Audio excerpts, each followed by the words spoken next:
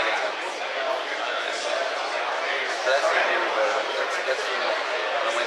we all set? Cool. So, as Norbert said, my name is Mark Nunnikhoven. I'm a principal engineer with Trend Micro, so I'm with Larry over in the corner there, and I won't pick on him nearly as much as Travis did. So what I want to talk to you guys today is, I want to talk to you about risk management. So, I will also try not to generally pick on the crowd as much as Travis does, but I will force you guys to interact a little bit. So get ready. Hopefully you guys got some juice or coffee and you're ready to answer some questions. So I'm going to start this off, always as people love it. I need a show of hands here.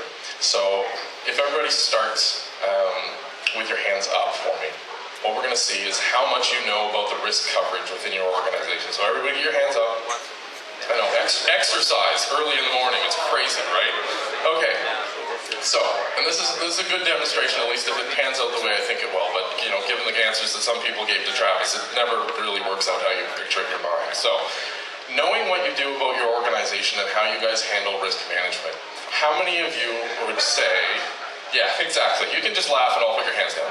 No, how many of you would say that in general, so keep your hands up if this still applies to you, that you have about 10% of your systems in your organization have proper risk assessments done against them. So you have some sort of documentation you can pull out and say, hey look, I have this. Okay, so we've lost 95% of the room at 10%. So 20%? 20% of your system still covered by risk? Just ballpark, big ballpark here. Okay, I've got a very confident hand in the back, and I think this guy's going far with me. Okay, so we've dropped a huge amount of the room at 20%. 30%? Anyone's dropping out at 30%? All right, we got one dropout. 40% of your systems are covered by some sort of formal risk assessment.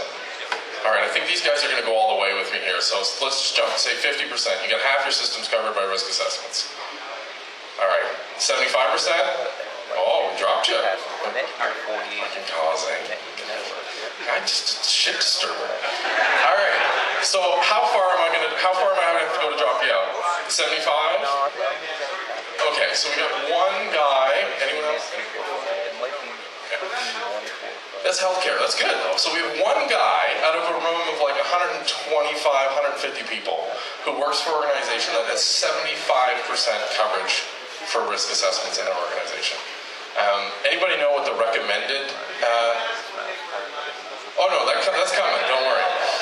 At least you have something. So no, everyone else dropped out by 50. The majority after 10. So what's the recommended coverage for risk assessments within your organization? Anybody? I was going to say it's an easy question. It's not. I'm not trying to trick you. It is 100%. So we have nobody in a room of 100, let's say 125 people who has 100% coverage. And in fact, 95% of you are nowhere near that level of coverage. And that's not uncommon. I don't want to make you feel bad about that. That's typical. So why is assessing risk so hard? I don't even need my remote if I'm stuck to the mic here. So why is assessing risk so hard? Any ideas? So I'm gonna keep asking you guys questions until you get easy and comfortable talking to me here. Any just crazy ideas why assessing risk is so hard? It's work. Okay, fair enough. Yeah, resources, time, amount of work. I think it's partially because we make it out to be a lot harder than it is. Because when you think about it, we train our kids how to start assessing risk. And then when we come to InfoSec, we put a whole bunch of framework around it, a whole bunch of work that doesn't necessarily have to be there. And when I say we teach our kids how to assess risk, we teach them, like I started teaching my little kids at 2, how to cross the street. That's a pretty straightforward risk assessment, right? Look left, look right, look left again. If you're safe to go, go. Pretty straightforward consequences as well. Obviously, if you don't assess risk correctly, you're going to get shmucked by a car. But that's a basic risk assessment. So this is something that we do every day in our lives. We are decent at assessing certain types of risk. So how do we have, almost 100% failure to properly assess risk within our organizations? So can you guys think of any other examples, common examples every day, it doesn't have to be IT based, of how we assess risk? Anybody? Don't want to deal with it? Sure. But what's another everyday example? So crossing the street is a really quick risk check. Any other everyday examples? Yeah, but do you assess that risk, or do people just plug shit in? Right? Is there a thought process that goes behind that, right? Somebody's like, oh, I got a fancy new toy. Plug it in. that's, so there. So I got a couple common examples that I want to show you, and they're on purpose, so it's obviously it's a little contrived. So food, and I was talking to Cause on the walk over here, is that we are really poor at assessing the risk of food. And not from a food safety point of view, but you eat a lot of candy, you're not evaluating the long-term risk that that has to you, right? So we don't pay attention to that. And when it comes to investing, sorry? That's all good. You can shout out stuff. It's a B-sides. It's casual. We were drinking at 9 a.m. It's fine. Don't sweat it, guys. So when you're investing, also that's supposed to be a risk-based decision, right? You get those prospectus from the bank that nobody ever reads. That's like legally they have to hand you this to say this is the risk you're putting your money. You are not guaranteed the investment return, even though it's in big bold letters. You'll get 8% back. That's a risk assessment. So these two examples from every day show us that we're really bad as humans, and this is just a human failing, it's just how we're structured. We're bad at evaluating long-term effects of things, and we're pretty poor at evaluating the risks associated to complex systems. So, of course, working in IT, we have nothing that's long-term and we have nothing that's complex, right? So we're okay. We don't have to worry about it, right? No. So, of course, everything in IT lasts longer than we want it to. Okay, another show of hands, or shout it out. How many people have systems that were all like everything's brand new? One guy, nice. That could work for you. That's cool. No, the reality is we're all dealing with systems that are a lot older than we want, right? So you put a system on your network, and you're like, okay, I'm going to evaluate the risk associated with a new mail system. Fine. That mail system is going to be sitting on your network for a long time. It's just the reality. You can't rip out a critical system and replace it every 2 or 3 years. You can't upgrade it on that fast a cycle. We'd all love to, but we don't have the time, we don't have the money, we don't have the resources. So we need to keep that in mind when we're assessing risk. And of course, complex systems goes without saying. Everything in IT is complex. And the unfortunate part of it is, as soon as you keep adding things into your network, the whole system gets more and more complex as we go, because you stand up that mail server, it doesn't just sit there on its own, it can touch everything else on your network, and you need to lock it down, you need to reduce that profile. So, we're bad at long-term effects, we're bad at complex systems. We are good at some stuff, don't worry, it's not all doom and gloom. So, quick note about terminology before we keep diving into this. You'll hear me use them somewhat interchangeably, threat modeling versus risk assessment. They are different, but for the purposes of our talk today, we're going to basically treat them the same. Those differences, just so you know, threat modeling tends to be more towards software development and creation of specific features and systems, where risk assessments look at overall solutions within your organization. So you'll start to include people, underlying substructures, things like that. So there's a lot more to that, but for the purposes of today, we don't have to worry about it too much. We'll only delineate between threat modeling and risk assessments when we're looking at specific methodologies. And as I say that, I realize that sounds super exciting, doesn't it? Don't worry, I'll try to make it light. It is a B-side. So, challenges we face when we're assessing risk. So, right now I am working for Trend Micro, but before I joined Trend, I spent a decade in the Canadian federal government. And actually, the first time I came to talk at the first B-sides, I was still working for the GOC. And a part of that time, I was in charge of risk management programs for a couple places. And it's interesting to see the challenges that you're faced there, because obviously your mandate is assess all risks to all systems, which, as we've already established, doesn't happen and isn't realistically something to do anyway. So what the number one challenge you're faced with as a risk assessor in really any organization is simply the number of requests you receive. So Kaz already kind of touched on this a little bit, but stealing thunder, that's his job. How often are you supposed to do a risk assessment on a system? Anybody? I'm not going to feel embarrassed standing here waiting for an answer, so I can wait it out, but somebody shout something out. Larry will buy you a drink if you shout out an answer. So how often are you supposed to do a risk assessment on a system? Anybody wild guess? Who? When it changes, thank you. Someone did their CISSP recently. That's right on.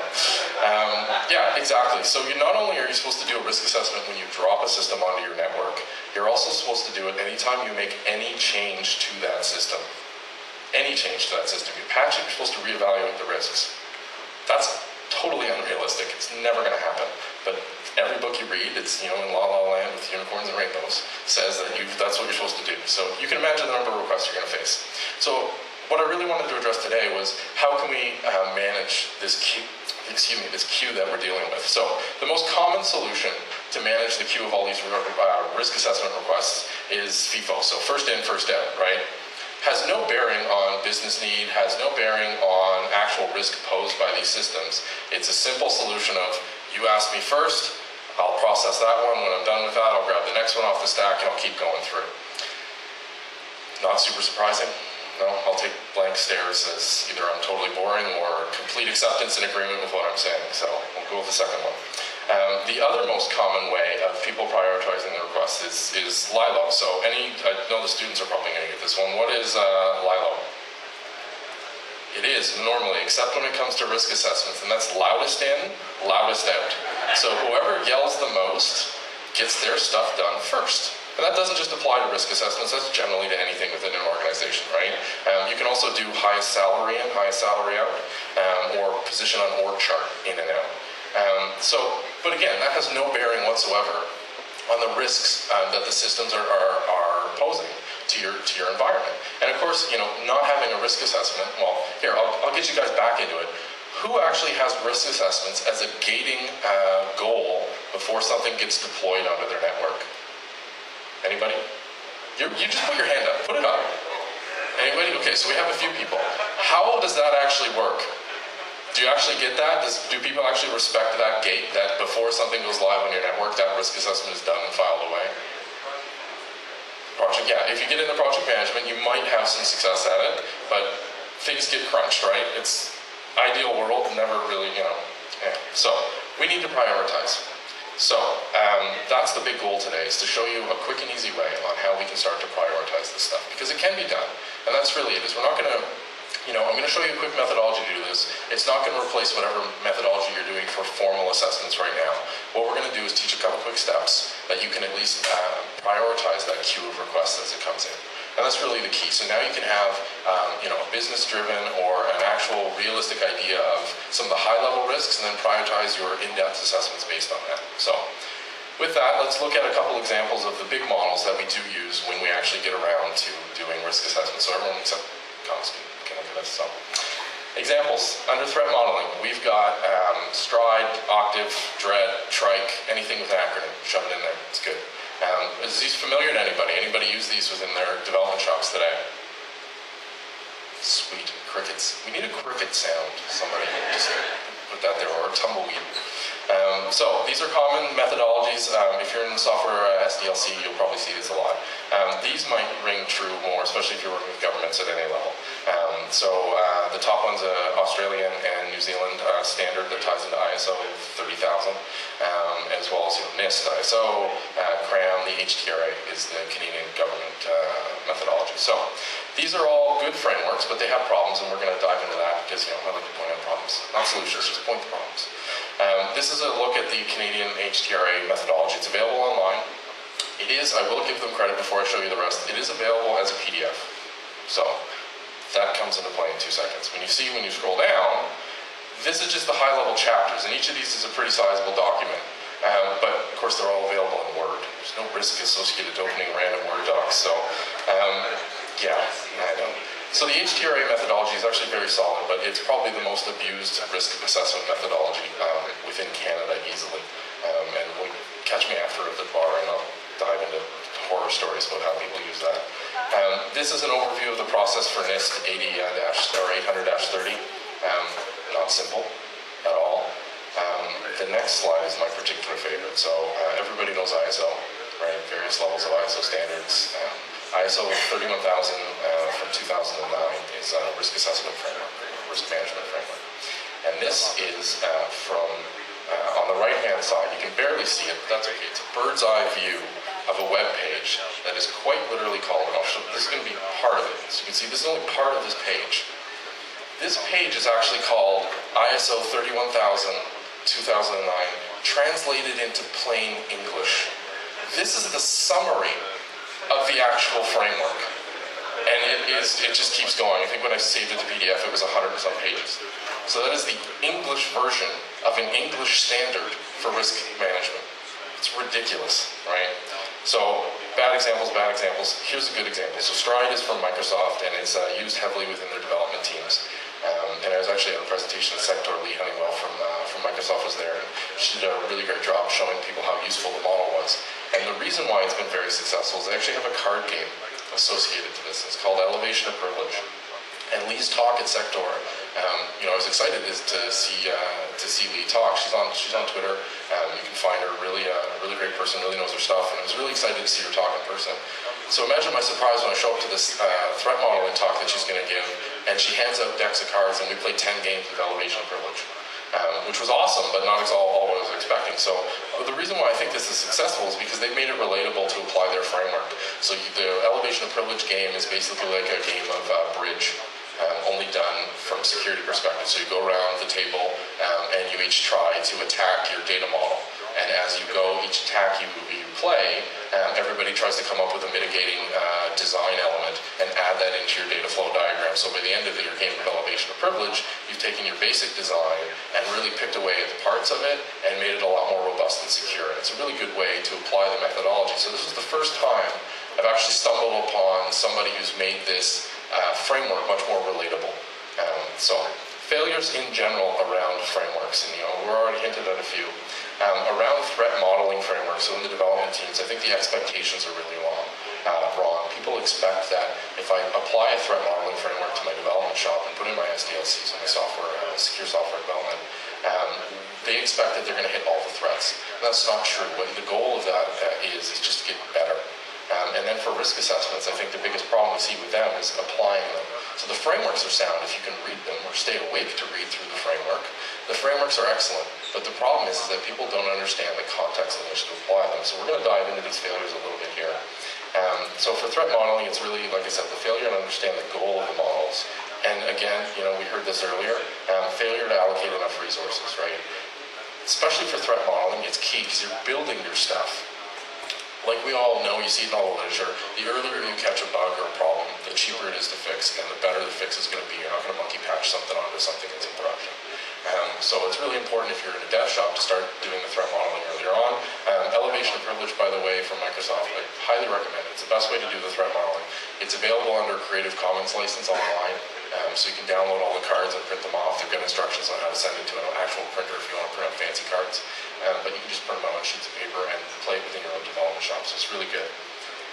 For risk assessments, the biggest challenges I see around there are, this is really bad, isn't it? The biggest challenges I see around there are really a failure to properly scope them. So people sit there and go, okay, I'm going to scope out, I'm going to do a risk assessment against my mail system. And they either say, okay, I'm only going to look at like Exchange and that's it. Or they say, you know what, I'm going to look at absolutely everything that touches this box. And the problem is that, one is not enough, and trying to do absolutely everything it's a Sisyphean task. You're never going to finish it. So it's not a good way. So failure to properly scope, and then this is my personal favorite. And if I go off into a rant about statistics and scientific method, I'm sorry, but the failure to understand the qualitative versus quantitative risk assessment. So here's the big balloon burst. If you're not full-time in IT, I'm sorry, I'm going to tell you Santa doesn't exist here for a second. Risk assessments are all essentially guesswork. Even the CISSP, so Darryl was here last year telling us about what the CISSP did for him, so I know it's still somewhat fresh in his mind. And do we have, I'll get you interacting again, how many people actually have their CISSP in here?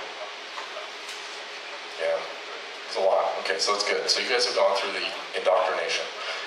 And we'll dive into it in a little bit, but there's a real challenge in doing quantitative risk assessment. So the insurance industry is probably the best at this because they've got a huge amount of data that they've pulled on, how likely, male drivers are to get in accidents compared to female drivers, broken down by demographic, all that kind of stuff. So they've got a huge amount of data that they can actually crunch and do a quantitative assessment. For us within InfoSec, we don't have that same access to data, so we end up faking out these quantitative risk assessments, and we put numbers against the risk, and really it's all just guesswork. You're much better sticking with the standard low, medium, high, even though that is kind of just a waste of time in most cases. So, in general, problem is focus on process and not the results when you're applying both of these types of methodologies, and then a real lack of perspective. So I'm going to rant for a second, not a Travis level rant. I haven't been drinking yet, so this is a baby rant. A lot of the times when I'm seeing risk assessments, so if you take the classic example I use is if you've got an app internally that shows like the cafeteria menu, and someone's like, well, it's online, I need to do a risk assessment against it. You're like, okay, fine, that's great, good for you. At least they're trying, that's a good thing. But then they're looking at this app, which all it does is show the menu, and they're like, yeah, I'm really worried about the Russian mob hacking it. I'm like, okay, well, wait a second. It's the lunch menu. So yeah, there's risks about using that as a hopping off point into your network, but that's just a general, true statement about anything within your network. So people really lose perspective, and quite honestly, I'm based out of Ottawa, and I kid you not, I saw a risk assessment for a system that's had quite in-depth, like a full page on the risk of tornadoes to the system, and then another page on the risk of earthquakes, and on all just these natural disasters. And I'm like, okay, I appreciate the thoroughness at which you've approached the task, but realistically, it's just not going to happen here. Like, we're not in the tornado belt. You don't really have to worry. Like, you might as well have, alien abduction. Like, aliens came down and stole my server. It's a serious risk. I need to do the following. So really easy to lose perspective as you go in here. So you need to keep that in mind. So I am a card-carrying member of the ISC squared and the CIS. Sorry. So this is how most InfoSec pros get indoctrinated into risk assessment, or how they get introduced to it. And the problem with ISC squared, when they introduce risk management, they include it in governance, risk, and compliance, and rightfully so.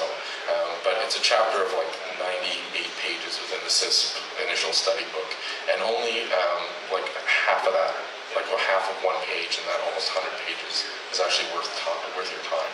The rest of it is all a massive framework, sort of all the land. Everyone's got their unicorn they ride to work on, and it just doesn't happen in the real world. And this is biggest pet peeve was when they advocate the qualitative model, but they call it quantitative. So the people who raise their hand for CIS, do you remember what the ALE calculation is? This is always on everybody's CIS test. It's not a randomized question. It is literally on everyone's test when they take the CISSP. Anybody? ALE? Larry will buy you a drink. ALE? Thank you. Do you remember what it makes up? No? Yeah, it's both. Fair enough. He just cut right to the chase. Yeah, it's done, So, yeah, there you go. We'll get you a drink. What it is annualized loss expectancy, and it's the annualized rate of occurrence times the value of your asset and the exposure factor. And it's really clever because they present it as a math equation.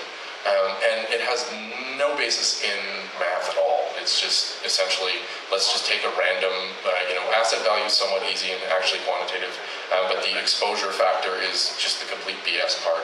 And I find when you're doing fake pseudo math, it's very much like multiplying by zero. If there's a zero anywhere in there, the answer is going to be zero. So if you've got bullshit anywhere in your equation, the answer is going to be bullshit. And they very much do have bullshit in the exposure factor. So where they do get it right, and this is the half page in their chapter, is on the mitigation flow. So of the entire almost 100 pages in the CIS book about how to do risk management, you really need to only know 3 words. And that's identify, evaluate, and mitigate. So you can save yourself 100 pages of reading and just identify, evaluate, and mitigate, and the rest is bullshit around it. So that being said, that's how we deal with risk today, right? That's the frameworks, and I don't want to shit on all of them, and besides, I'm allowed to swear. I checked ahead of time. They're good, but they take a lot of resources, takes a lot of time. So the people who did stay with me past 10%, how long does your average risk assessment take? Yeah, I get a big sigh. So there we go. There's probably the most quantitative answer we can get, a sigh. So it takes a long time. Do you farm them out or do you do them in-house? In-house, even better. Okay. So does anybody farm out risk assessments here? Contractor, good consultancy? Okay, and unlike Travis, I will ask ahead of time before I insult anybody. Does anybody work for a consultant agency that does risk assessments? Okay, I'll give you another 5 seconds. Okay, great, so I can say this. Are we actually recording this? We're hoping? I'll take that risk. I'll do the assessment and I'll take that risk. What are the odds of that recording working and anybody who is above me in my HR chain seeing it? Yeah, good, okay. So, there's a big business, especially for the federal government, for consulting out for risk assessments, and they come in with a big template, template of how to do them based on the harmonized threat risk, which is what the government accepts, and they have a huge database of known risks, which makes sense, right? This is, this software is available to this, or is vulnerable to this, so very much like an in-person VA. So vulnerability assessment for non-secure people. And the problem is that they come in and they do this and they basically just stamp out this generic threat risk assessment that really isn't customized beyond asking a few interview questions of key people. But the beauty of it is, so for students, if you're looking for a lucrative career, the beauty of it is that these guys charge about federal government, so $24,999. Just to get below the 25,000K, the vendors are nodding, the 25,000K marker, you need to go up for approval. They charge you, 24K, almost 25K, to give you a document that basically sits in a drawer. So this comes back to Andrew's last point. When was the last time you pulled out a risk assessment and reevaluated it? I get a longer sigh. That's an excellent quantitative measure of time. Sigh, longer sigh. About 10 months. That's not bad. So 10 months from the time you did the initial assessment? Wow. That's like a fucking record. Nice. Congratulations. That's fantastic. He's very much the exception. Because most of the time what happens, and it's sad, when you drop 25K on a document, it sits in a drawer, never to be looked at again, until the next guy who takes over the job comes in and tries to figure out what he can throw out. So it's a very lucrative business. It's actually quite interesting if you do it right, but if you want a good line of business students, there you go, risk assessment. So we need something new. So that comes back to the gist of what I want to talk to you today. And I've yacked your ear off for 25 minutes already, and I got 25 more. So what do we want to do today? We need a new model. And the goal of this model is very simple. We want to be concise. It's the end of that bullet. And fast. That's it. Because what we want to use this quick model to do is to chew through the process of all these systems. So you get a stack of requests to do full risk assessments. What we want to do is use this model to figure out how we can prioritize that so that we can use our limited resources where they're needed. And that's really it. So all those other frameworks, they have their issues. You need to know what they are, but they're still a very good way of assessing risk. The problem is, if it takes you a month to do a risk assessment and you have a queue of 50 systems coming online this year, it doesn't add up. The math just doesn't work. And that's actual math, not bullshit math.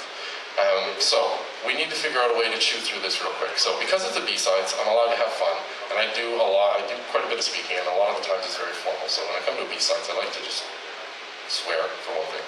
But I also like to keep it light. So when I was looking for inspiration, I was trying to figure out how I could relate to this. And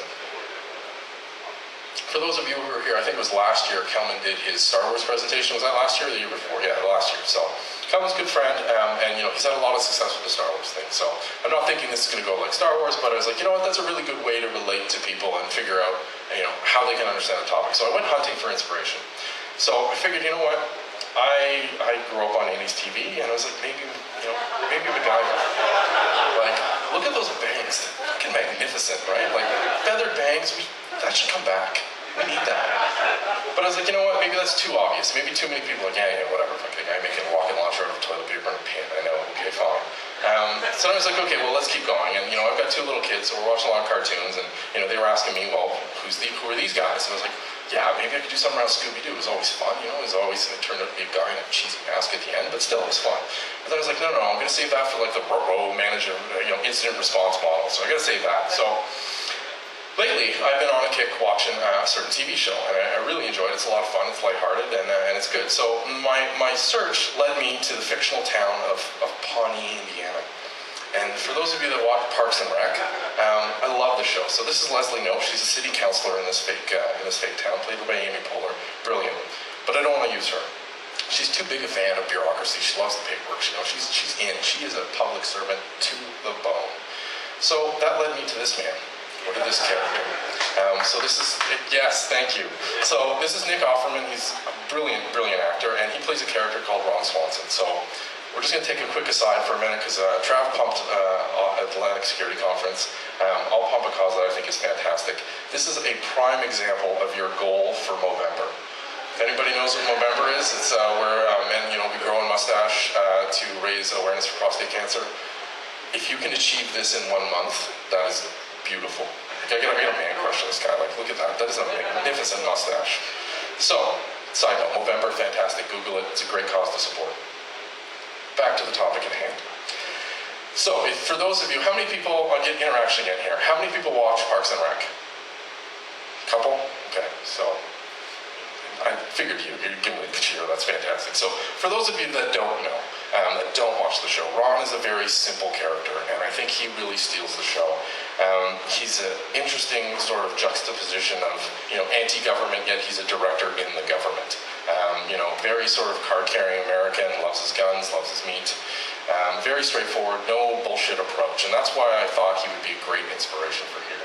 So I'm going to share a couple quotes from Ron to kind of give you a better idea of his character and show you why I think he's the model we need to chew through the pile of quick risk assessments. So he has actually developed something, and I'll show you some quotes from that, called the Pyramid of Greatness.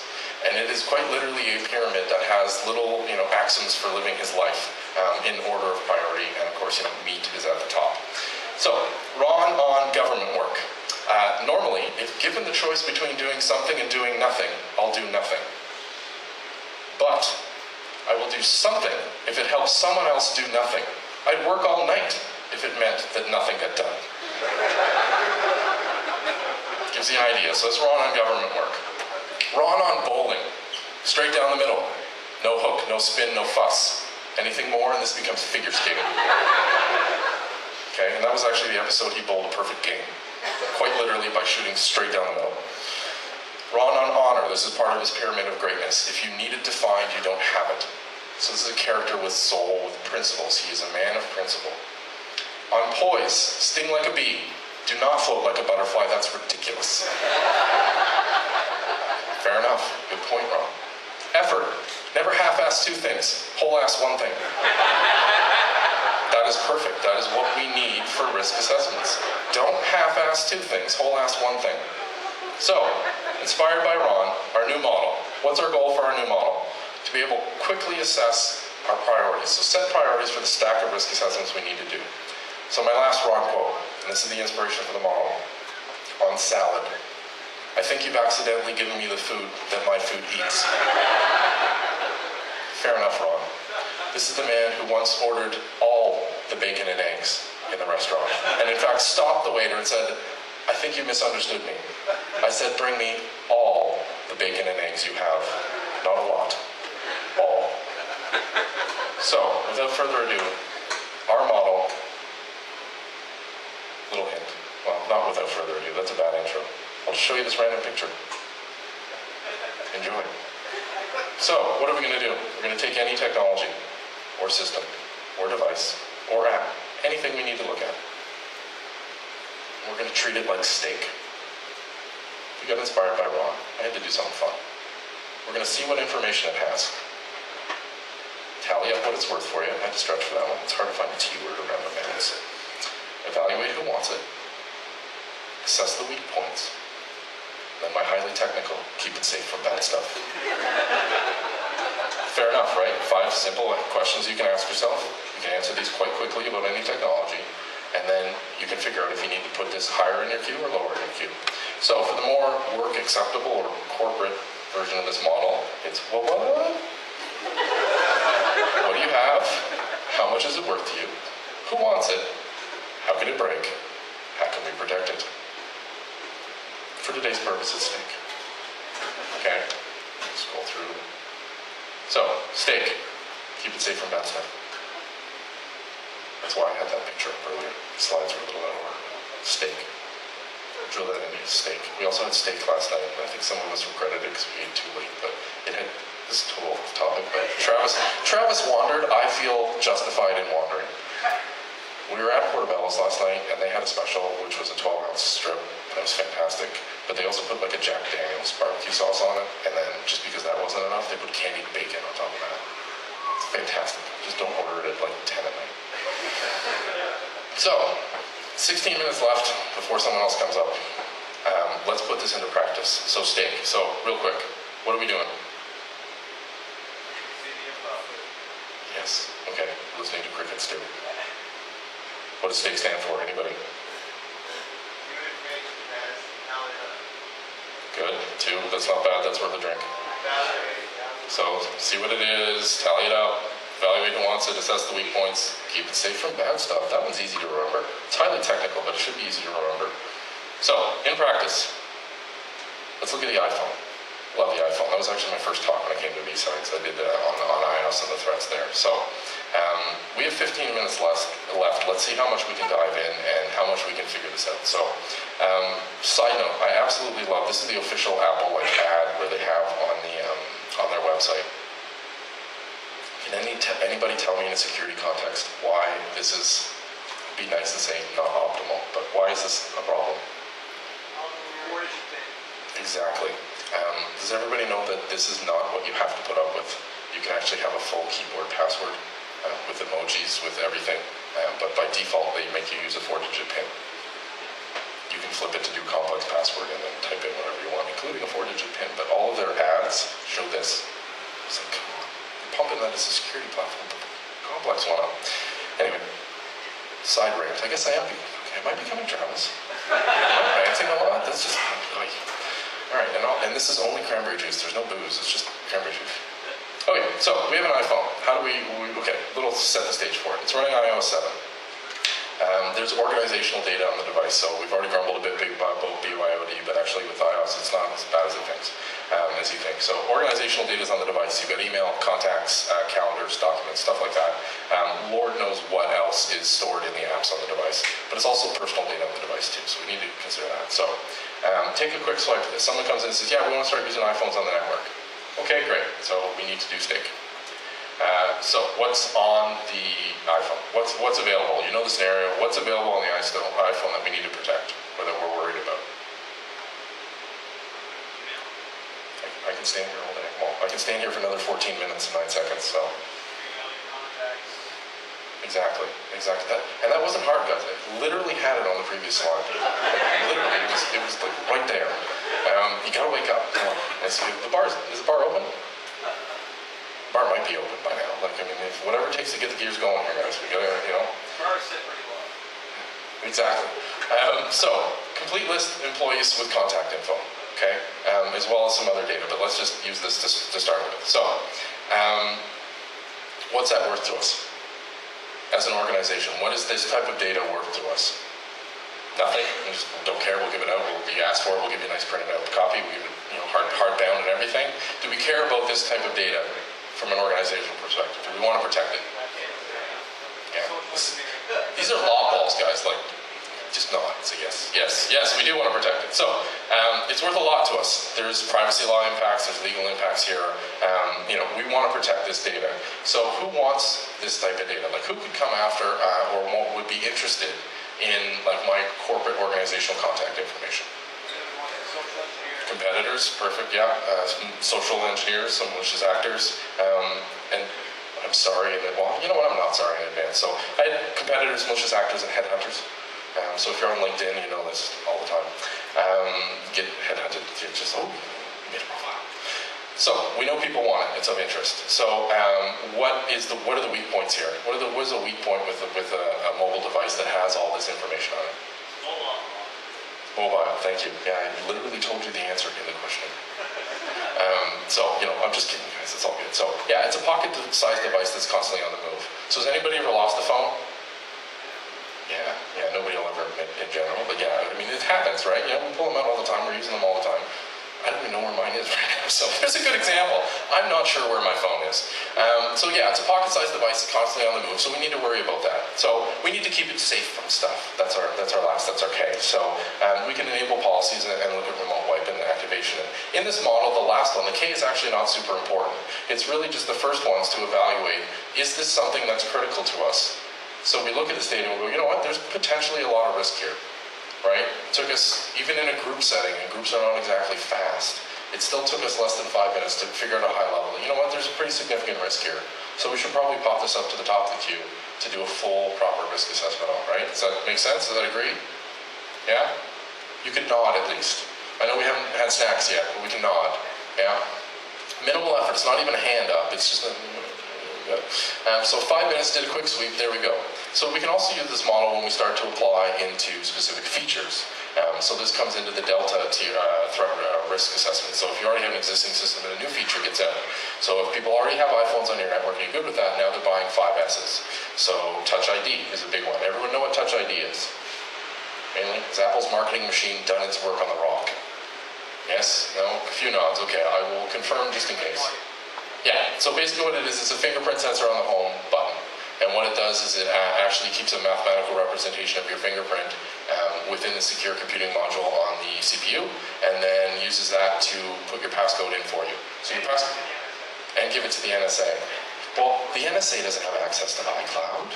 Come on. That would be preposterous.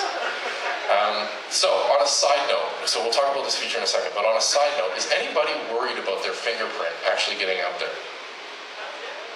Hell yeah? Alright, and you have one bottle and one glass in front of you. So you wipe those down before someone clears them up? So that's just a personal pet peeve with mine with people with fingerprints. They're like, oh my god, I don't have a fingerprint. You leave fingerprint data everywhere. Electronics, no problem. I can take a fingerprint off that and scan it and then compress it. So the real question around Touch ID that we don't know is what algorithm they're actually using to store the digital representation. They'll never tell us. I know a few of the guys, and they're very good at not speaking. So Touch ID just in general, let's go back. So what does Touch ID do for us? So we're going to apply stake here. What does Touch ID allow us to do? It's ease of use, yeah, and it allows you to get access to the device. So it provides access to everything that's sitting on the device. So potentially there's the same amount of risk that you have as far as the rest of the device. Anything on the device can be accessed through Touch ID. So it's got the same value as the data on the device for us from our perspective. So same threat actors come into perspective. And so what are the weak points in the system? The scanner may be able to be tricked.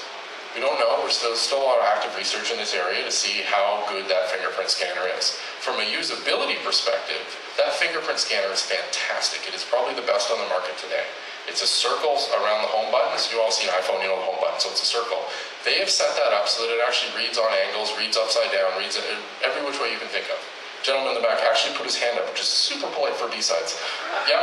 I remember reading an article saying that some group was actually able to trick it. Yeah, and I wouldn't be surprised. It's just a higher resolution one, so you have to read yeah.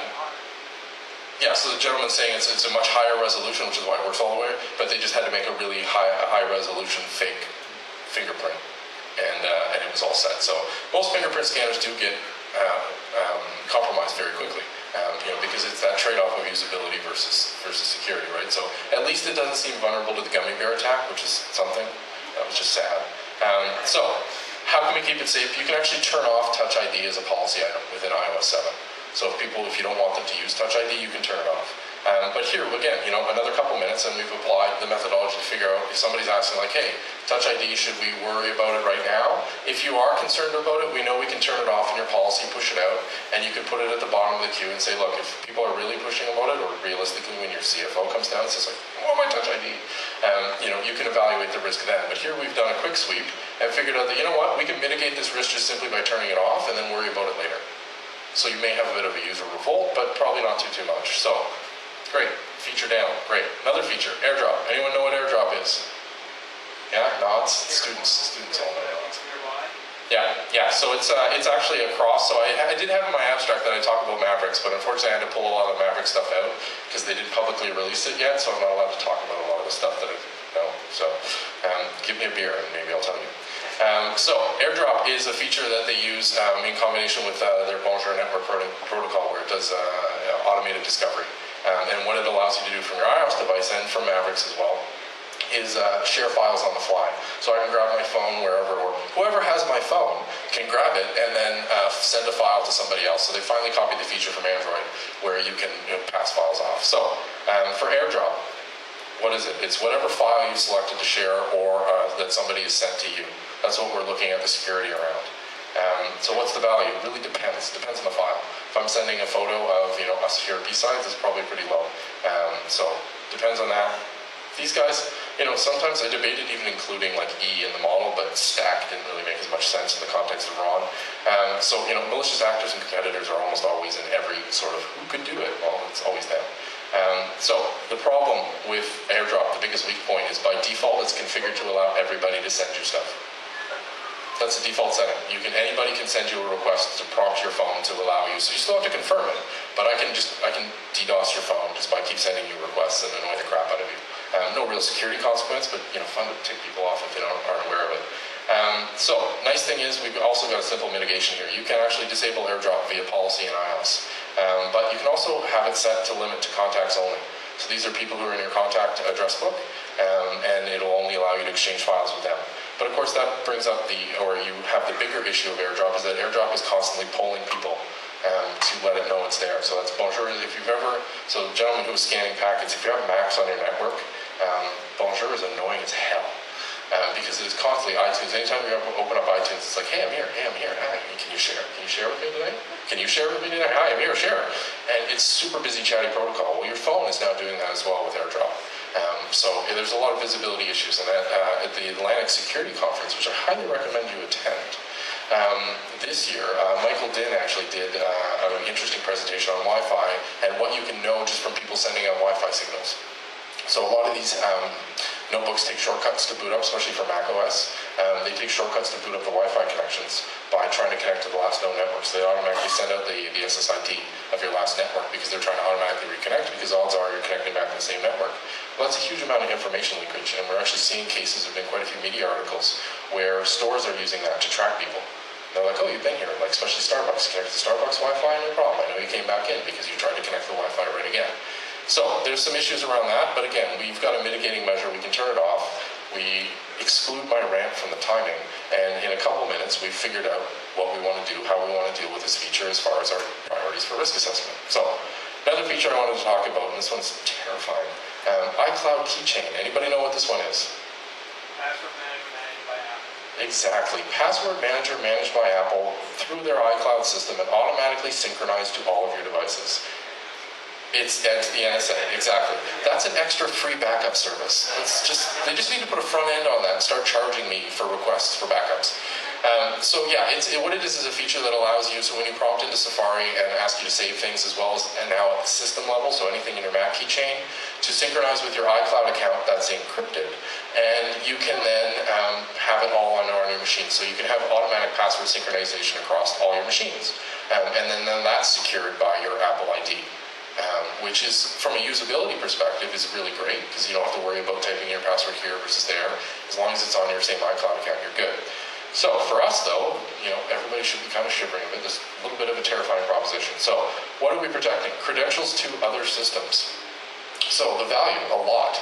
This really broadens out access within your organization and ID, because a lot of your users are going to automatically click, yes, save my credentials.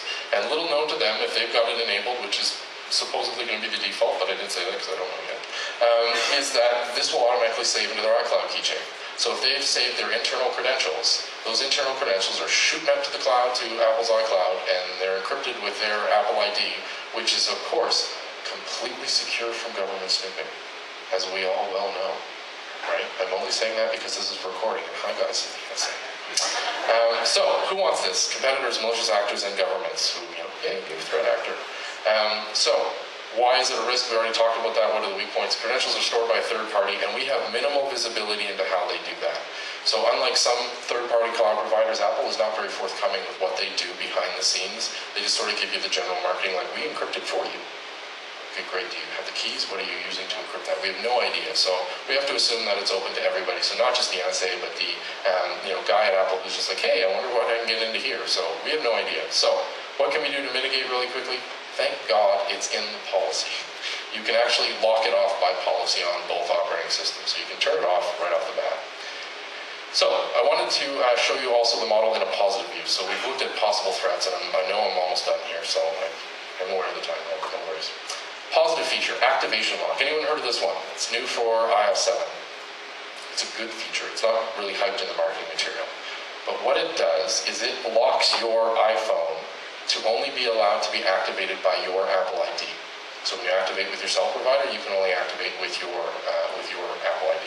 So the first time when you buy your phone, you take it, you activate it with your cell account, like you enable it with your provider, and you do that through iTunes or through the phone itself. If you've logged in with your Apple ID, you can actually do that lock. So now my phone is associated to me. So it's a really nice feature, because what happens is if I lose my phone and wipe it, then I don't really care about the device because there's not much on it anymore, but nobody else can reactivate that, because I've locked it to my account. So if I got my phone back, I could reactivate it. But what it is essentially a big theft deterrent. Because now previously, before activation lock, if I stole a phone, even if it was wiped, I have the phone. right? I have an $800 phone, and that's of value to me because I can use it for my stuff now. Now you can stop that from happening because you lock it down to your iCloud account in addition to that. So everyone gets that? Makes sense? So it's a nice little feature.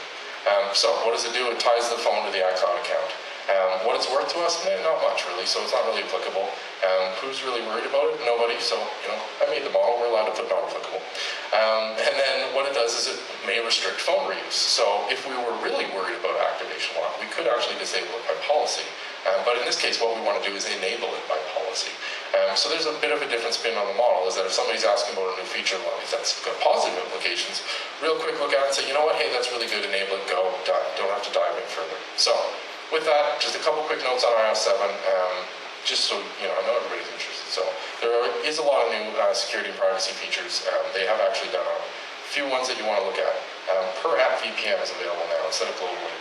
They have enabled single sign-on for enterprises that support it. They've beefed up mobile device management, and the data protection framework is actually on by default. So that's encrypting everything at multiple layers, which is a solid move. But above all else, if you're dealing with iOS, and I know a couple of people are in your organization, read up, helps if it's up there, read up on what you can actually do via the profile, because almost every single new feature in iOS 7 is actually you can enable it or disable it via the profile. So that's a quick summary of how I think we should go about prioritizing risk. Hopefully that makes sense and resonates with you. But really, it's don't take your existing model and throw them away. Just put this in front so that you can figure out a good way to prioritize that stack of requests. Because going first in, first out, or loudest in, loudest out doesn't do you any service. You need to actually do a quick 5-minute look and go, okay, this is important, it needs to go to the top. This is not important, it can go to the bottom, where I can do something to mitigate it for now. That's key. That's important. I hope you go home and apply that if you're in a risk job. If not, go tell your risk guys about it. I think it'll really benefit you long term. I'm available online, Mark NCA. You can hit me up on Twitter, GitHub, all that. I'm around for a good chunk of the day today. Thanks for taking the time. I really appreciate it.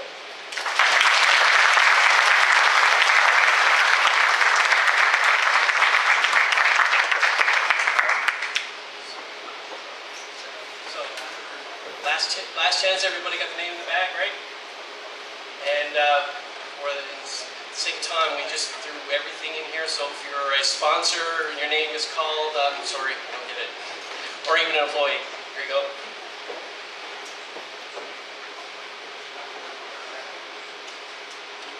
Wade Chafe. Wade. There you go, right there. Employee of sponsor, but I think that's okay. Come on. In case everybody hasn't figured, it's not a event to be shy at.